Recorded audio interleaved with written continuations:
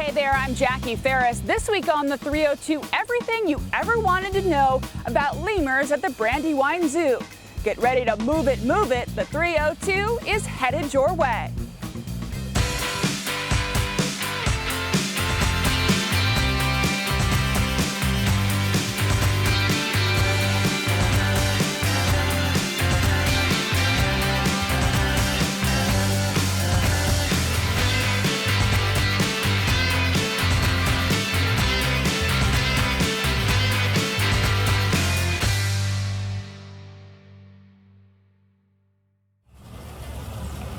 Welcome everybody, we are at the Brandywine Zoo and of course we are talking about everyone's favorite, the lemur. Of course they have 3 different varieties here and we're going to talk to Rebecca Polkington a little bit about all that you can see when you come for a visit. Thank you so much for joining us. Oh, thank you for having me, I appreciate it. So you have 3 different species of lemurs. Tell me about them. So we have 3 different species of lemurs here at the Brandywine Zoo.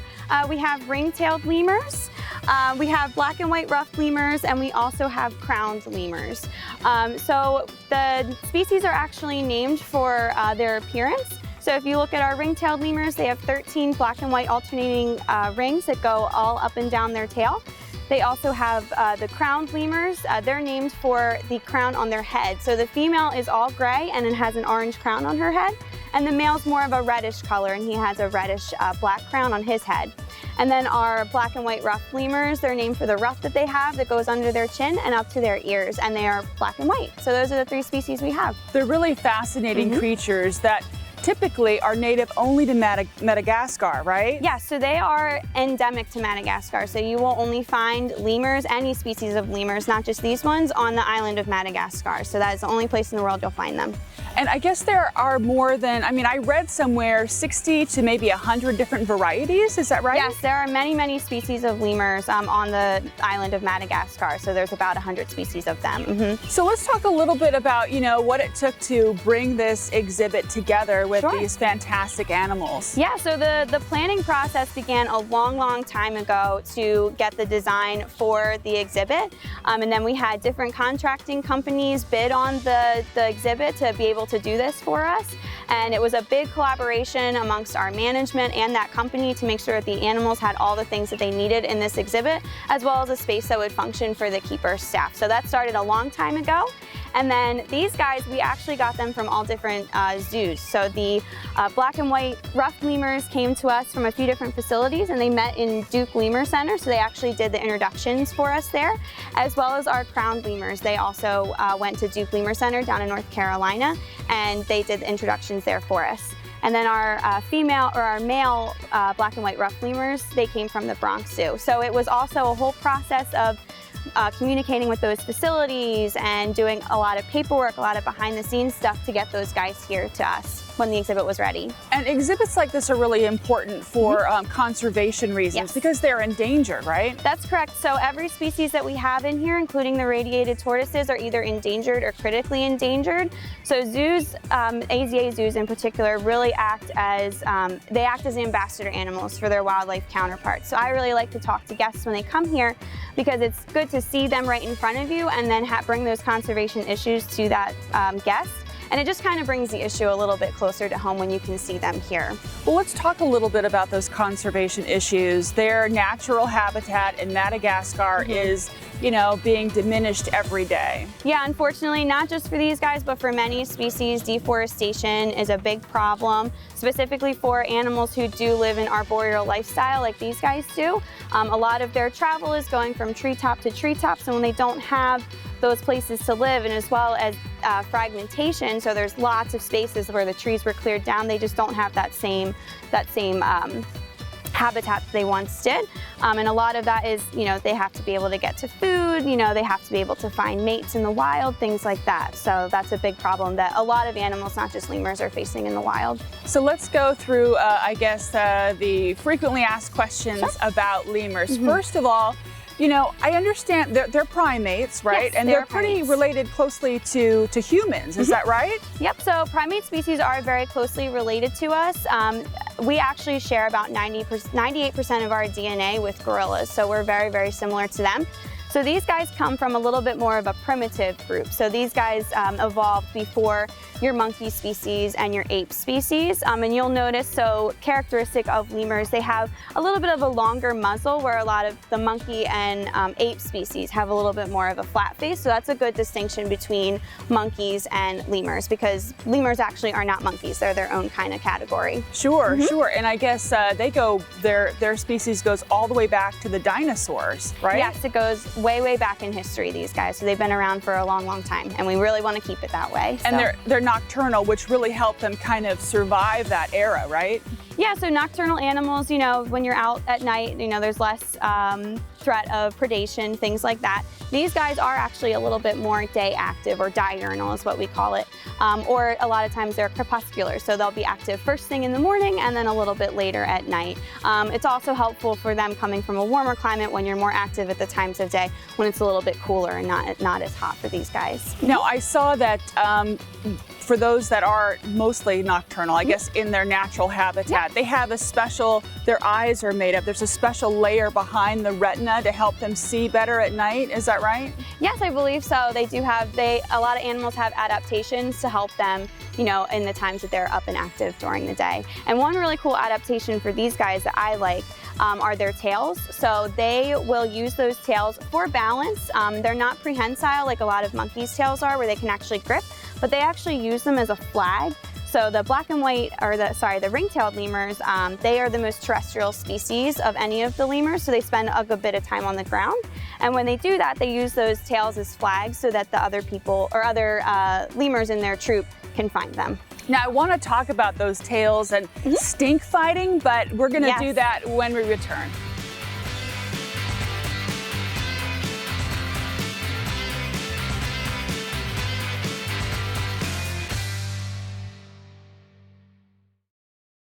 Hi, I'm Wade Katz. Come learn about history on the 302. Welcome back. We're talking about lemurs at the Brandywine Zoo. And so stink fighting, they use their tails for stink fighting. This is true. So it is a dominance thing amongst the ring-tailed lemurs. So they actually have glands, scent glands in their wrist, that they will go ahead and rub their tails onto, and they will flick that tail at the one that they are trying to have dominance over. So it is something that they do, and we actually did see it amongst these guys.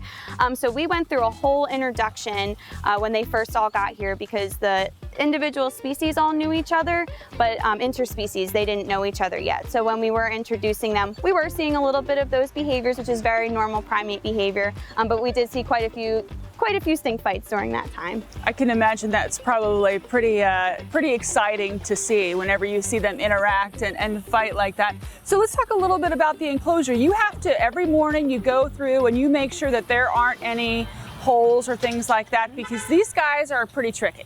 Yes, so we go through every morning and do a perimeter check, and we do this on all of our exhibits, but we take special care to make sure that these guys don't have any spots in the exhibit where the security would be compromised, because we don't want to have anybody getting out into Wilmington. Yeah, that would be quite the talk of the town. So whenever you look at them, they're climbing up on all the trees and things, but they don't have the opportunity to forage for food naturally. So what do you feed them, and how do you feed them? So they get fed multiple times every day, because lemurs in the wild, they would go ahead and forage throughout the day. So we try to mimic that for them here as well, as best we can.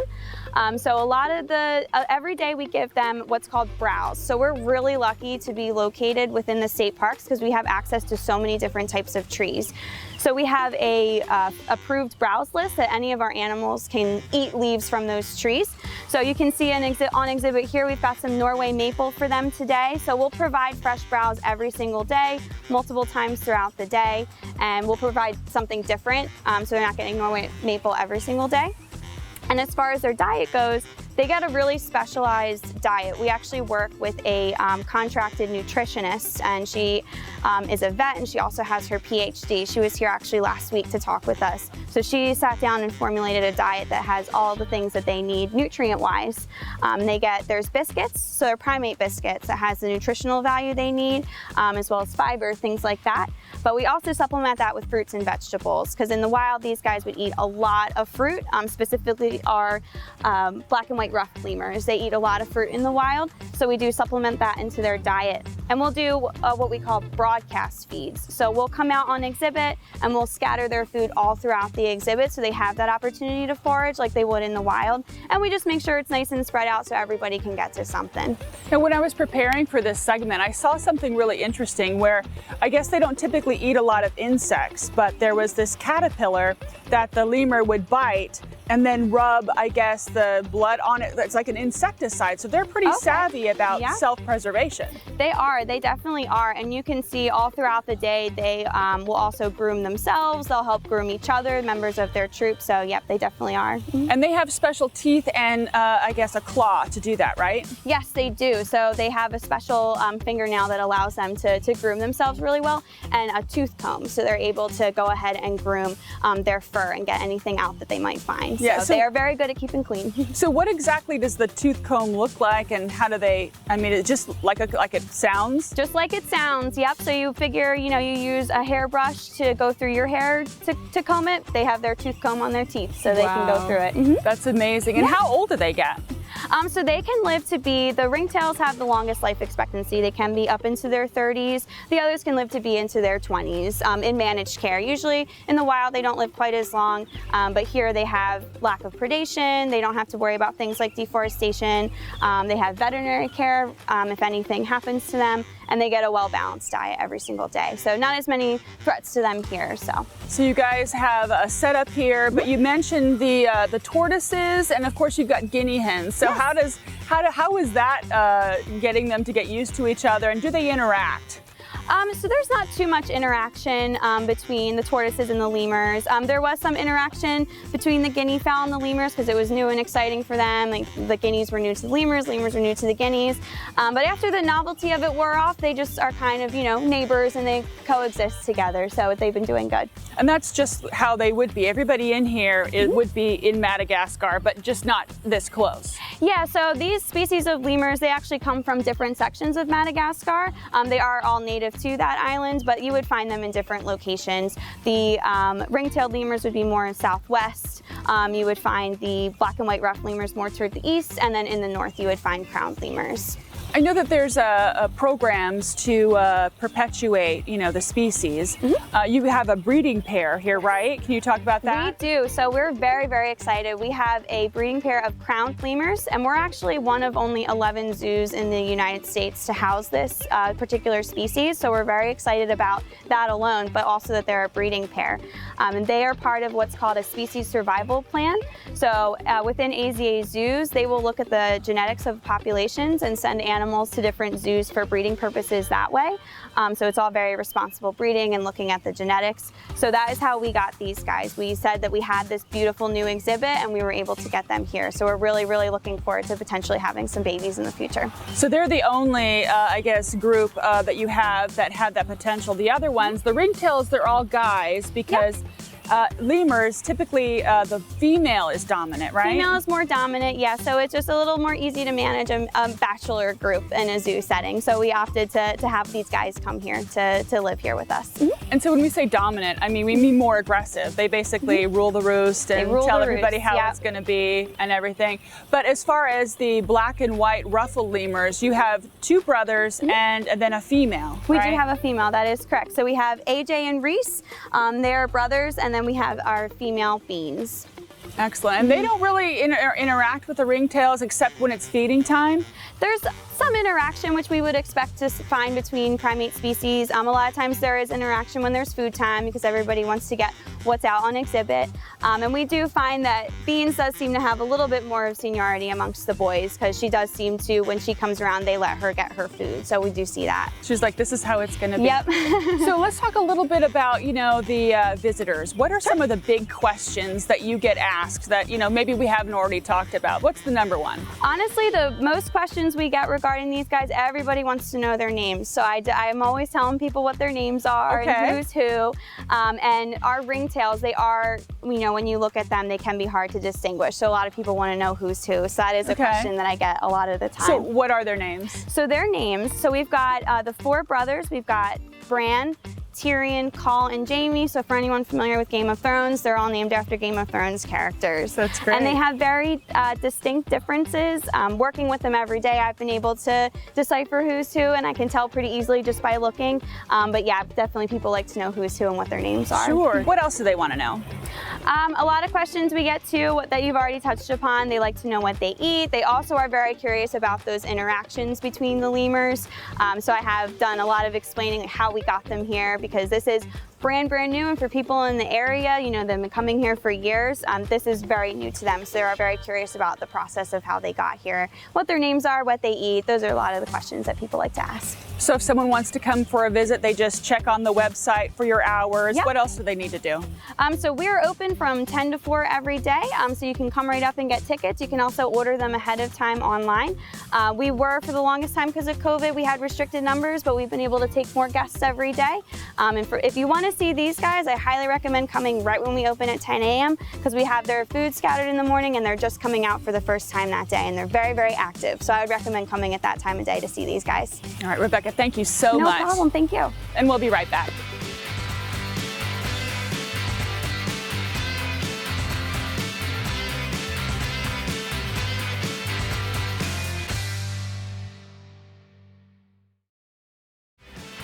Hi, my name is Kathy Parado, and I'm the Public Engagement Manager at the Delaware Museum of Natural History, and I love the creatures that we get to meet on the 302.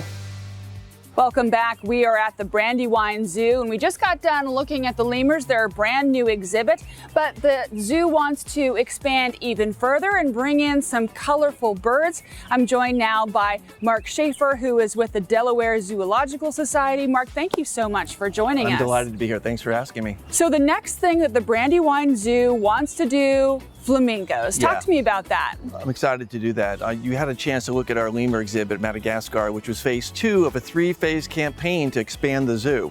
We're really excited about that. You saw how spectacular that was, and it's been a real crowd pleaser, and we're delighted by that. But we're not going to stop there. We're going to continue. So the entryway to the zoo is going to expand. It's going to be a 2 or 3 year campaign. We're raising $5 million. And the central animal exhibit in that habitat will be Chilean flamingos, which we're featuring as an opportunity for people that can buy their own lawn flamingo in support of the campaign itself.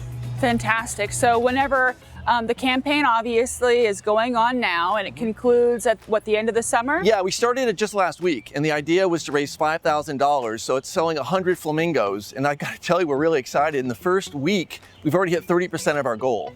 So people are coming in, seeing the signs around the zoo. Kids are pulling on the pant leg of mom and dad saying, can we get one? So when they buy a flamingo, we put their name on it, as we did with my daughter, Maggie Schaefer, actually bought $50 of her own money to buy this flamingo, and we put them up at the zoo, around the zoo, and people can come and have their friends point out the fact that they're contributing to the expansion of the zoo. Mm-hmm. So talk to me a little bit about, why flamingos? Well, there's a number of reasons why flamingos make sense for us, not the least of which is they're very popular. They're really a beautiful animal. But the Chilean flamingo particularly is one that is more seasonal than the others, so we can really handle 3 seasons. So in our temperate area here, it makes sense for us to have flamingos. But they're not just going to be flamingos there. We're going to also have poodoo, which is the world's 2nd smallest deer. And actually, the poodoo have already arrived at the zoo. We have them right over here in a habitat just to my left. So they're there now. They will ultimately move to the front. And we're also going to have sloths, those beautiful animals that move very slowly. So we're excited about having all 3 species together in that exhibit. Now, I know when we were talking about the lemurs, we had the tortoises and the guinea hens. Now, whenever we have this new exhibit, these are all animals that would be in the same area naturally? They're all from South America, absolutely. Yeah, exactly. Yeah, I'm not the animal expert as the keeper was, but I can tell you that they will all work together. And from a PR perspective, but from a community perspective, all 3 are very popular animals. Our poodoo, which I guess have been here for about 3 or 4 weeks now, always are a real crowd pleaser. There's beautiful little animals, beautiful little deer. So I know they're popular. Flamingos are certainly popular, and sloths, my gosh, how cool are they? Exactly, and it kind of continues the conservation work that the zoo does to educate people about species that are endangered or losing their habitat. Well, that's a major part of what we do here. I mean, we think sometimes people think of zoos as to come and check out a cute red panda or a cute lemur, and that's true, they're there. But our mission really is to educate people on wildlife and conservation. So those three species in that particular habitat, expanded habitat, we have a South American habitat now, but it's relatively small. This will be much larger, and will give us an opportunity to do much more educational opportunities and programming around the animals themselves, to have people understand what it takes to be successful in terms of making sure that these species thrive in the wild. So I know you're going to make your goal, hopefully exceed your goal. How long is it going to take to build this habitat? Because it's going to take a little bit of time to do all of that. Yeah, well, it's a 3-year campaign. Now, we started it last year, and with COVID, of course, we had to put it on pause. But we're gearing it up right now. So this is the first step of making the public aware of what we're trying to do.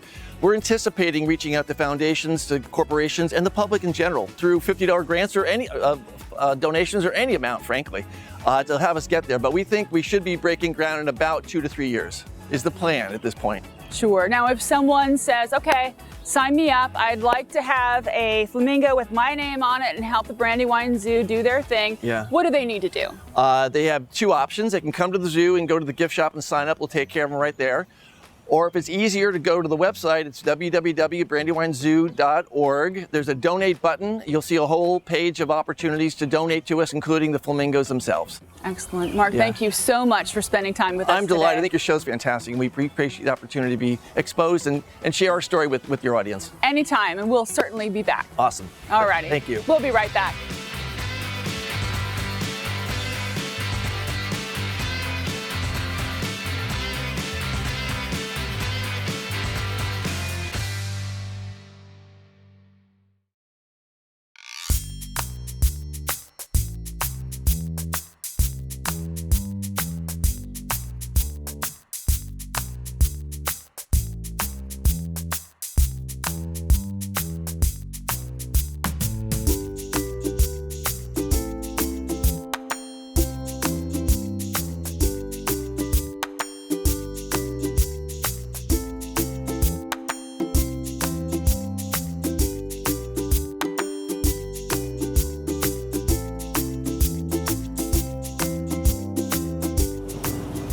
For more information on the lemurs at the Brandywine Zoo, visit brandywinezoo.org. That'll do it for this episode of the 302. We leave you, of course, with what else? More video of these cute lemurs. Until next time, I'm Jackie Ferris. Tell them you saw it on the 302.